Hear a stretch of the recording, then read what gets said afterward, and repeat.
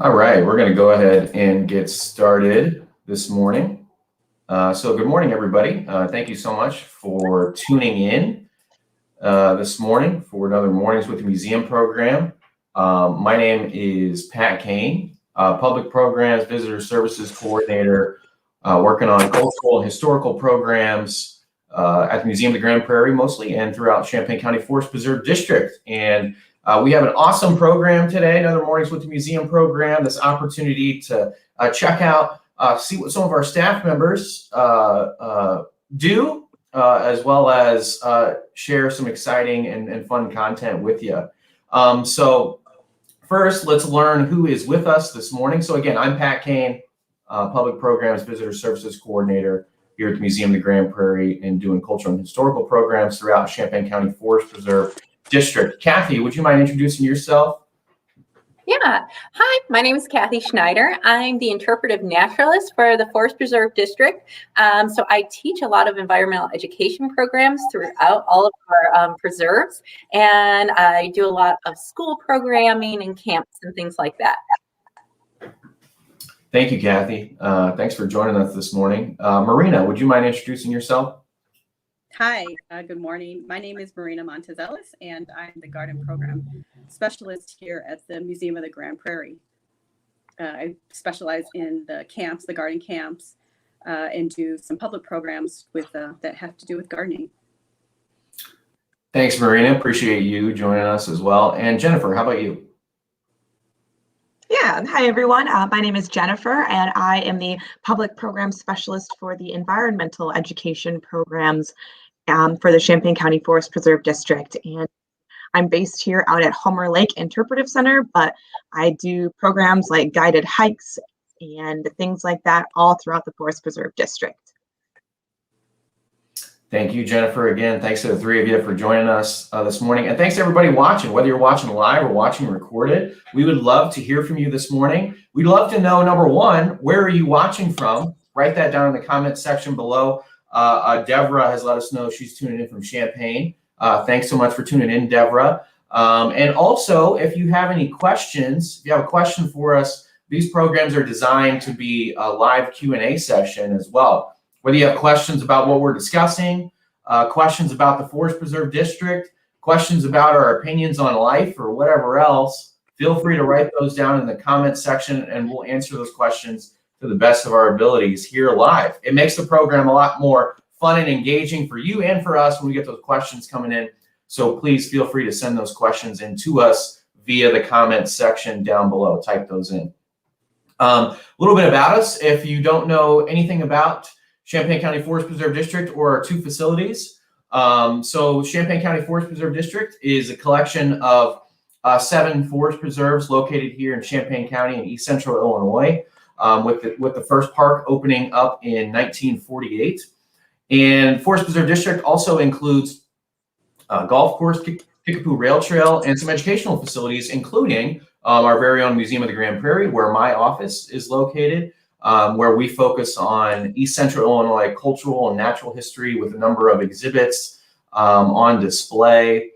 And then also we have a 19th century schoolhouse out back, again, focusing on local Champaign County history and culture.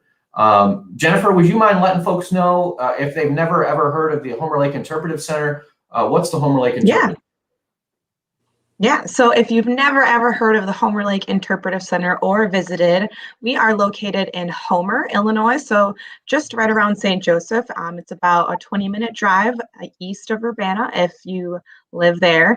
And we are a small nature and interpretive center where we kind of house the natural elements of the history of Champaign County.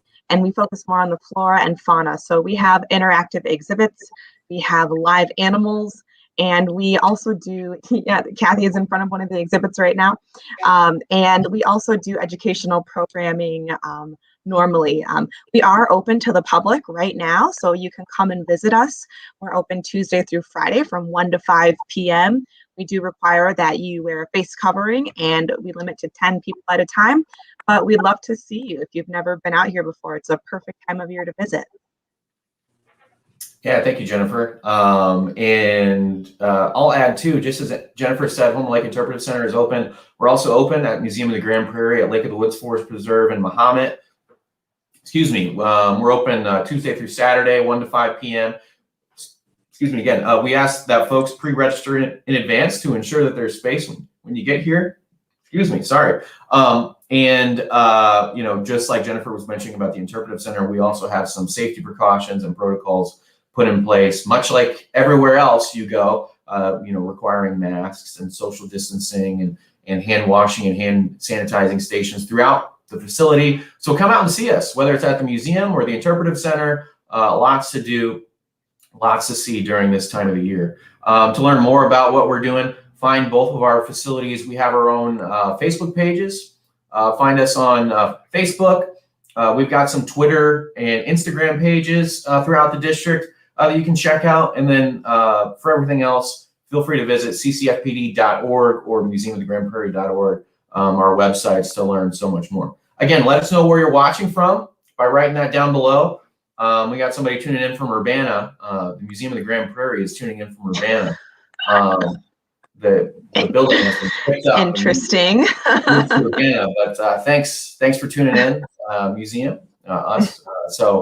But we're going to get into today's program, and the theme for discussion today is natural wonders. And I know that there are many wonderful things to talk about this time of the year. It's beautiful outside today, beautiful spring day here in East Central Illinois. I think we got high temperatures somewhere in the low 60s today, a few clouds in the sky, but again, a nice, beautiful spring morning here in East Central Illinois. And with Earth Day and Arbor Day coming up later this month, it's a great time for us to emphasize the wonderful, rich rich history of natural life here in East Central Illinois, especially throughout the Champaign County Forest Preserve District here. And I couldn't think of a more relevant topic to discuss, natural wonders being the topic of discussion today. And let's get to those wonderful things that I know each one of you want to talk about today with our viewers. So let's start with Jennifer. Jennifer, what would you like to talk about today? Natural wonders that you have in mind. Yeah, so today I thought that I would talk about some spring wildflowers. And it's actually perfect timing for this. There we go. There's a nice screen up there for you. So I'm going to talk about a few different species of spring wildflowers that you can see blooming anywhere in any of the forest preserves right now. And the really interesting thing that is great about these plants is that they all bloom and flower and set to seed before all of the trees leaf out. So they take advantage of having very little shade shading them out, because a lot of these are woodland species and they do require sunlight. But right now we don't have a lot of trees with the leaves on them yet. So they're able to fill out their life cycle before that happens. So a few of the plants I want to talk about today, one of them is called Spring Beauty, and you can see why it gets its name. The really interesting thing about this plant is that if you can see from the photos, there's pinkish looking stripes inside the petals of the plants, and those are actually, they reflect UV rays, which attracts pollinators like bees and ants, so they know where to go to get to the pollen. And this is a really important early pollinator species for our pollinators, because it's one of the first things that starts to become available to them. And you can identify it by looking for the little white petals. Sometimes the flower looks pinkish and the leaves are very grass-like. So look for it throughout any of the preserves, and it just looks like a sprinkle of little white flowers all over the place. And they're really beautiful and really delicate and really pretty to see. And an interesting thing, one of the common names of this plant is actually called fairy spuds. And the reason for that is because the roots actually resemble little potatoes. So they get that nickname because of that. So that's one of the interesting things about this species. The next one I want to show is mayapple, which you will see widespread or kind of scattered throughout any of the forest preserves. It's also called the mayapple plant is also called the umbrella plant sometimes because it looks literally like a big umbrella. And the surprise underneath is that there is a small white blossom. The flower actually blooms in May, which is how it gets its name, but the apple, which is a small fruit that's produced after the flower blooms, usually doesn't come until later in the summertime. And it's important to note that you should not actually eat these plants or any of the fruits associated with these plants because some of them have some toxic properties. So definitely bear that in mind.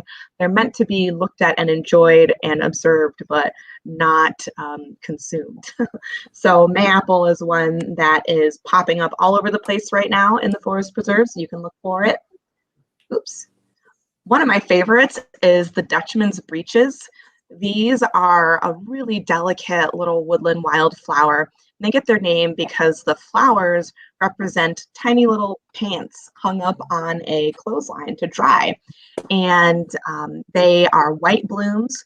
The leaves are very delicate and fern-like. And they're very small, but really, really interesting to see. And they're also visited by a lot of pollinators. So they're really a great one to look for anytime that you're out walking in any of the preserves as well. And there's actually, sometimes the blooms have a variation in the color that can look a little bit off-white sometimes, but for the most part, they will be white.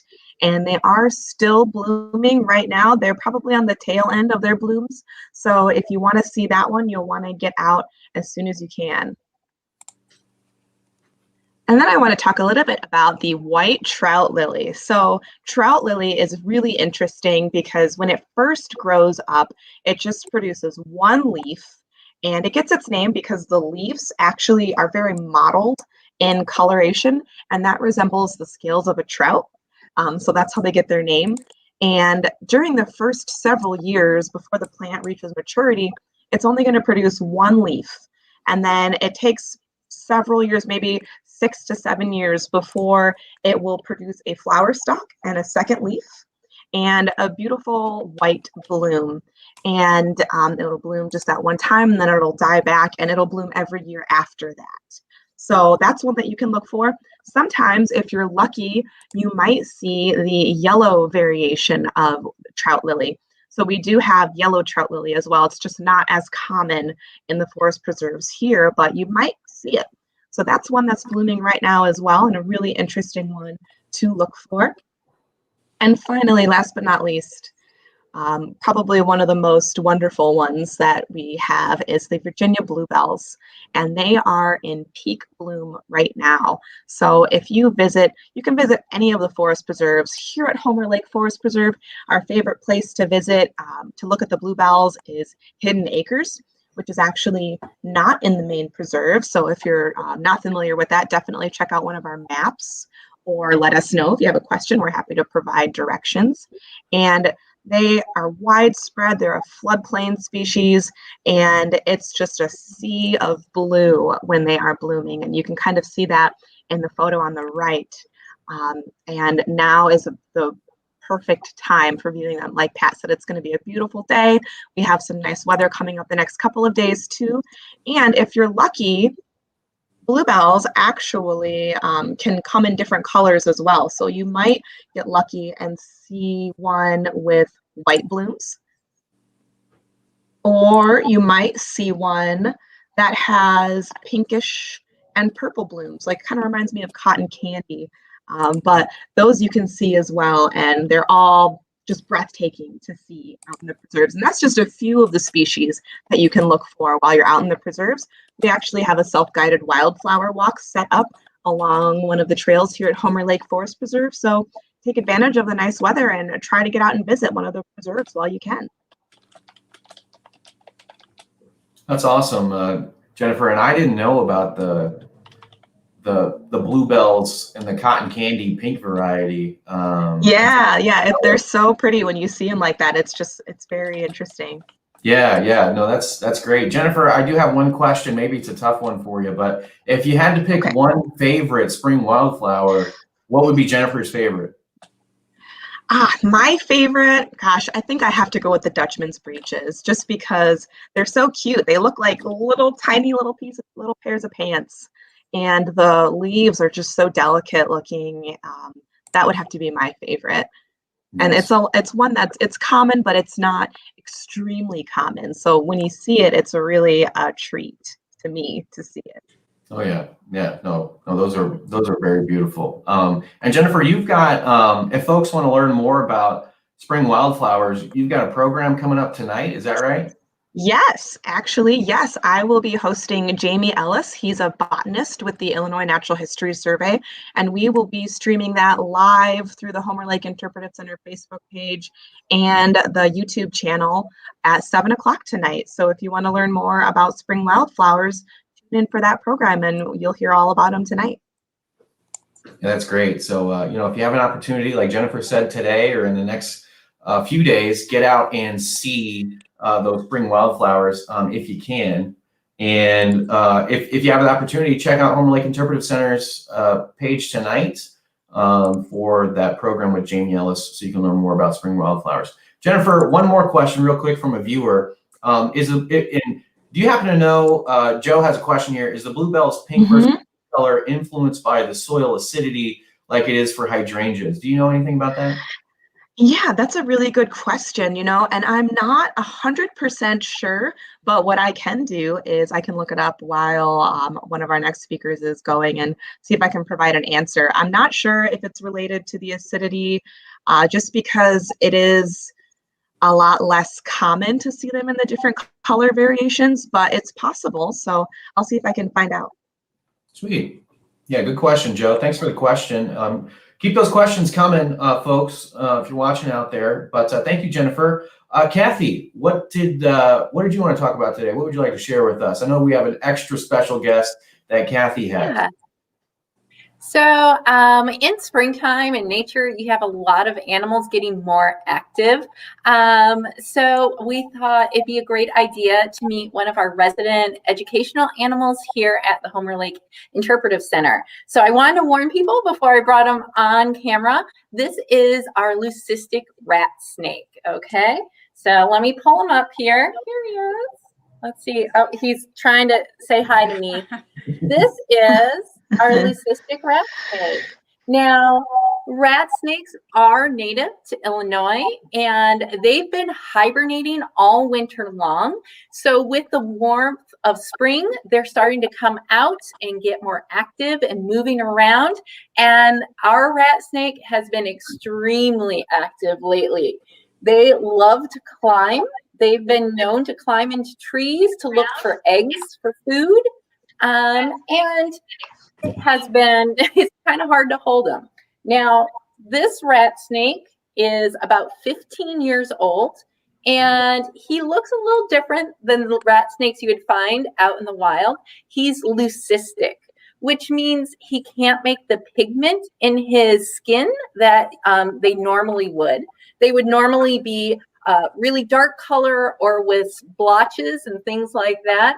He just is all white. Now, it's different than albino because if you look at his face, you can see he doesn't have the red eyes. He still has the normal color eyes because he can make pigment within his eyes. Now, he has really been moving a lot ever since we hit April. He's climbing around, and you can tell he's just wanting to climb me like a tree too. But the best place to look for snakes right now out in the preserves is to look in sunny areas, because as they're coming out of hibernation, they're going to want to soak up the warmth of the sun so that they can be more active. Now, I haven't seen what we have a lot of around here at Homer Lake are the northern water snakes. I haven't seen any yet this year, but I'm really looking because I feel like any day I should be able to start seeing them. Okay. But this snake here is, like I said, a rat snake. They are true carnivores like all snakes. They only eat meat, and as the name implies, he eats rats. They are non-venomous. So you see him coming up towards my face. I'm not worried at all. He's very sweet. But that means they're constrictors. So you see this big, thick body, that's all muscle. And what they'll do is they'll strike really fast at the rat or mouse or what they're going to eat, and then they wrap their body around it to squeeze really tightly. And that will actually suffocate. And sometimes it's so tight that the mouse or rat can't pump blood. And so it dies pretty quickly. And then they'll eat that rat whole. So, but yeah, our snake here, he has been used in thousands of programs, and he has been a wonderful ambassador to help people feel a bit more comfortable with snakes.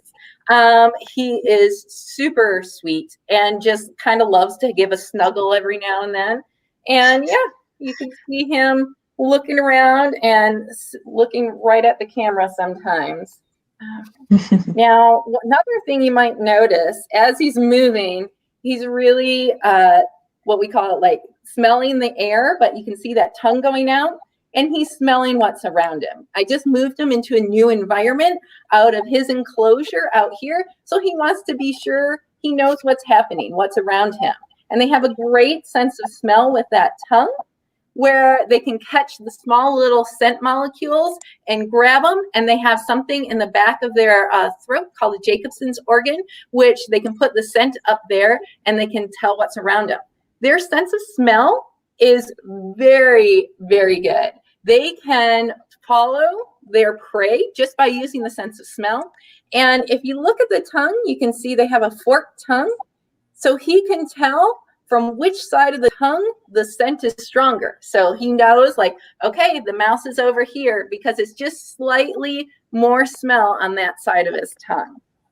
Okay, he is really moving. But our snake is wonderful, and he is here at the Homer Lake Interpretive Center. He likes having visitors come in. And like I said, right now, he is really active. So sometimes he likes to hide underneath all his bedding.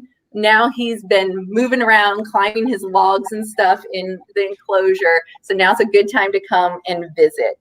But yeah, that's our rat snake. That's awesome. That's Kathy. very cool. Yeah. Thanks for sharing the rat snake this morning. And he's excited to be out. I can tell he's moving all around. Oh yeah. Yeah. He's excited for spring as well. Yeah. We're all excited for spring, including the snake. Kathy, I had a question. A lot of times I've heard this question before. Folks ask it a lot, and I'm sure you guys get this question a lot at the Interpretive Center. Do people have to worry about any poisonous snakes in Champaign County? Are there any poisonous or venomous snakes in Champaign County? That's a really good question. So in Illinois, there are some poisonous snakes, but there are none in Champaign County to worry about.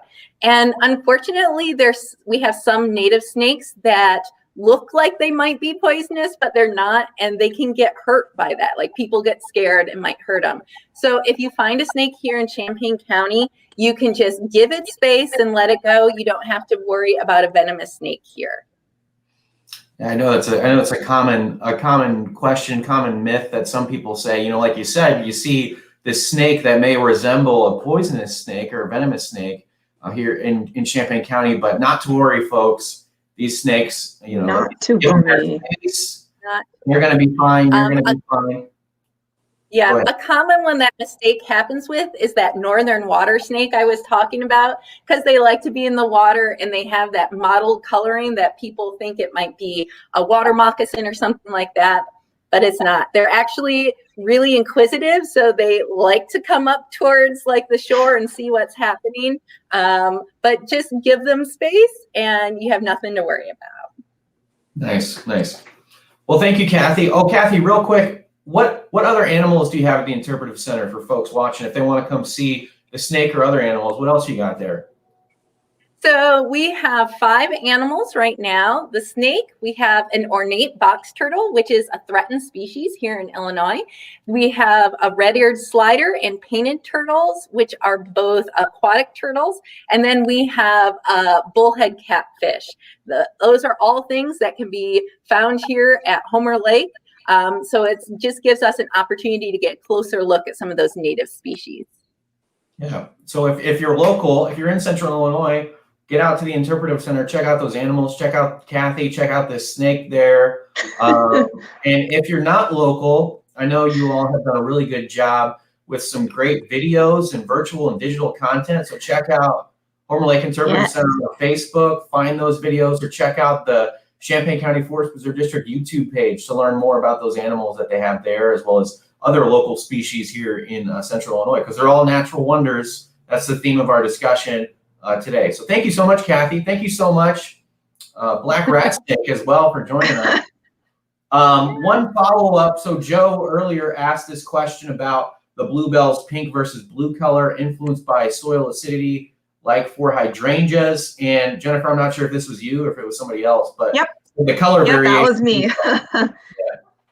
I consulted with my assistant, Google, and yeah, so it's just a natural genetic mutation, and they probably do like sometimes crossbreed them to create more of that color, but for the most part, it's just occurs naturally. So, Cool. Well, thanks for that. Thanks for the question, Joe. Again, thanks for looking into that, Jennifer. Okay, we got time for one more. Marina, I know you had some interesting stuff you wanted to talk about, and I've got a video too that Marina wanted to share as well. So Marina, what did you want to talk about this morning? Well, I just wanted to talk about trees. I love trees. We can talk all day about the uses and what kind of resources we get from trees, but I love just the beauty and their longevity. There is the oldest tree that is in existence is a Bristlecone Pine. That's actually in the United States. It's native to California, and they're estimating that it's 4,800 years old. So it's a pretty old tree. It's named Methuselah, and it's actually the actual specific location of this tree is kept secret just to protect the tree. And so, with Arbor Day insights, it's nice to think about trees and how they protect us and how we need to protect the trees too. So with that, I just wanted to point out our Vanishing Axe exhibit, which is in our Mayberry Gardens. And I just have a real quick little video of this Vanishing Axe. This is the start of it. It's an interactive exhibit. It's an interactive experience. There's 17 panels. It's along our nature trail there, and you can also, if you go now, you can see some of these spring ephemerals that Jennifer was talking about. You can see some bloodroot right there, and it's just a nice little walk, and you can learn. It's a good exhibit to learn about the loss of some of these trees around the world and why we're losing them, the causes, the impacts. And it also tells you what you can do to help support trees. So, like I said, we're celebrating Arbor Day soon. April 30th is actually in Illinois, but a fact about Arbor Day is that it's actually celebrated on different days or in different months in different states, and that's due to coordinating with the planting season. So, like in Texas, their Arbor Day is actually in November. In Kentucky, it's in February. So that's always good because it has to coordinate, right? If you want to plant trees, you have to plant them at the right time. So yeah, come out to the gardens. Yeah, come out to the botanical gardens and check out. We have a lot of different trees, a lot of native trees, and a lot of them are starting to bloom. And leaf out. So. I didn't know that about Arbor Days different in different parts of the country. Yeah. That's interesting. Makes a lot of sense, though.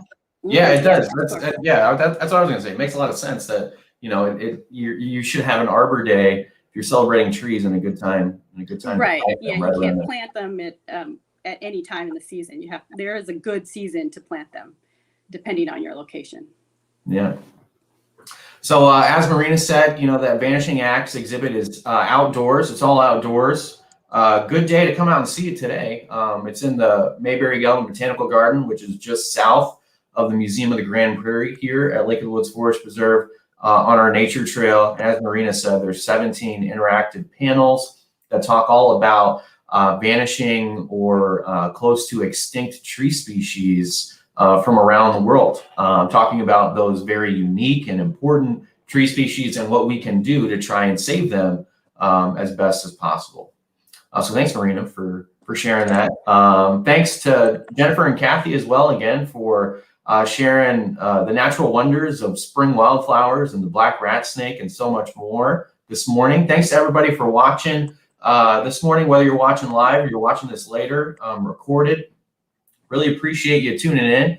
And as we've mentioned numerous times before, if you have the opportunity in your local, get out and visit Champaign County Forest Preserve District areas, because it's a beautiful day today here on this Thursday in East Central Illinois, beautiful spring day to take it all in. If you're not local, if you're somewhere else, go out to your local park, your local Forest Preserve District or state park or national park. Enjoy the outdoors as best you can, because April is a big reminder with Earth Day and Arbor Day, again, to enjoy the rich natural history that we have here in the United States and in the state of Illinois, especially here in Central Illinois.